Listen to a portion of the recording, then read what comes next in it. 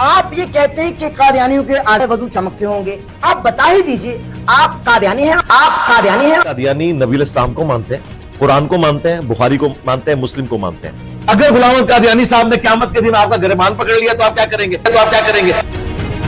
آپ علیہ الصلوۃ والسلام نے فرمایا کہ قیامت کے دن تمام انسان جمع ہوں گے اور ان انسانوں میں سے میری امت کے وہ اعضاء چمک رہے ہوں گے جن کو وہ وضو کے دوران دھوتے ہیں۔ ان کی پیشانی چہرہ چمک رہا ہوگا، ان کے ہاتھ چمک رہے ہوں گے، ان کے پاؤں چمک رہے ہوں گے، تو میں کتنی آسانی سے اپنی امت کو پہچان لوں گا۔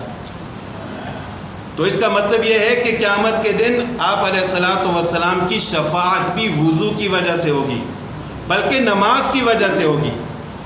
جو نماز کا اہتمام کرے گا وہی وضو بھی کرے گا، جو نماز کا اہتمام کرنے والا ہوگا وہی کثرت سے وضو بھی کرے گا۔ تو جب نماز اور وضو زندگی میں ہوگا تو تبھی رسول اللہ صلی اللہ علیہ وسلم کی شفاعت بھی حاصل ہوگی۔ لیکن اس امت سے کون مراد ہے؟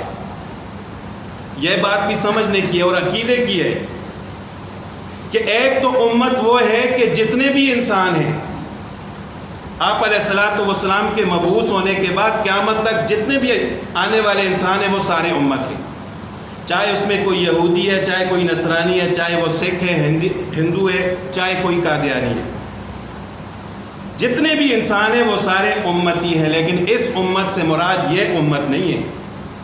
یہ نہیں ہے کہ اگر کوئی سکھ ہے تو اس کی بھی شفاعت کریں گے آپ صلی اللہ علیہ وسلم، اگر وہ وضو کرتا ہے تو اس کے بھی اعضاء چمک رہے ہوں گے، اگر کوئی یہودی ہے تو اس کے بھی اعضاء چمک رہیں گے، ایسی بات نہیں ہے۔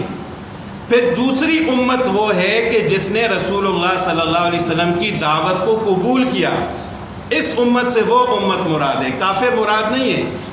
وہ امت کہ جو مسلمان ہے، جس نے آپ علیہ الصلوۃ والسلام کی دعوت کو قبول کیا، جس نے آپ صلی اللہ علیہ وسلم پر ایمان لایا اور جس نے آپ صلی اللہ علیہ وسلم کو آخری نبی مانا، صرف نبی نہیں آخری نبی مانا۔